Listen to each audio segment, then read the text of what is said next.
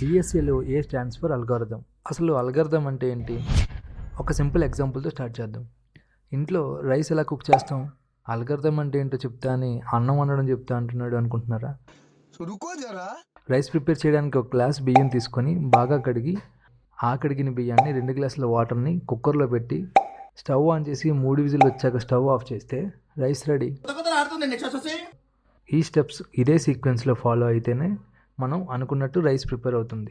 అలాగే ఏదైనా problem solve చేయడానికి ప్రోగ్రామింగ్లో ఎగ్జిక్యూట్ చేసే సీక్వెన్స్ ఆఫ్ స్టెప్స్నే అల్గారిథం అంటారు. ఒక్కొక్క స్పెసిఫిక్ ప్రాబ్లమ్కి ఒక్కొక్క స్పెసిఫిక్ అల్గారిథం ఉంటుంది.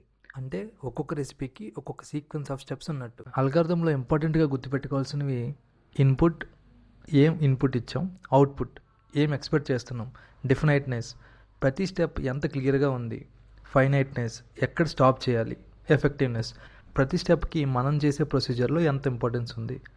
మనం తీసుకున్న ఎగ్జాంపుల్లో ఇన్పుట్ బియ్యం ఇచ్చాం, అవుట్పుట్ రైస్, ఫైనైట్నెస్ 3 విజిల్ వచ్చాక ఆఫ్ చేయాలి, ఎఫెక్టివ్నెస్ ప్రతి స్టెప్ కూడా రైస్ ప్రిపేర్ చేయాలి అనే సొల్యూషన్ వైపే వెళ్తుంది.